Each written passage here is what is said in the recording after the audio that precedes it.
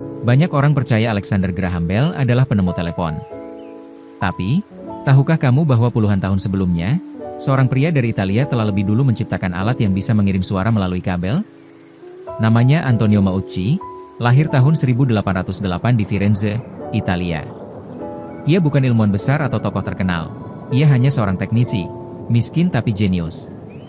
Sejak muda, Meucci tertarik pada listrik dan suara. Tahun 1830-an, ia bekerja sebagai teknisi teater di Florence, dan mulai bereksperimen dengan sistem komunikasi suara jarak jauh. Tahun 1849, di Havana, Kuba, ia menciptakan alat komunikasi untuk berhubungan dengan pasien di rumah sakit, sebuah konsep awal dari telepon. Tapi kisahnya tidak berhenti di sana. Pada 1850, ia dan istrinya pindah ke Amerika Serikat untuk mencari kehidupan yang lebih baik. Mereka menetap di Staten Island, New York. Di sana, kondisi istrinya yang sakit membuat Meucci semakin serius menciptakan alat komunikasi dari ruang bawah tanah ke kamar sang istri.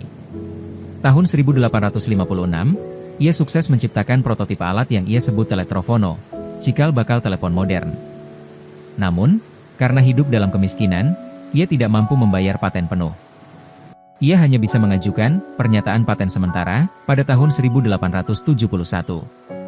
Bahkan, ketika ia mengirimkan desainnya ke perusahaan Western Union, desain itu diduga hilang, dan tak lama kemudian, paten telepon justru diklaim oleh Alexander Graham Bell pada tahun 1876. Meucci mencoba menuntut, tapi tanpa uang dan kuasa hukum, ia tak bisa berbuat banyak.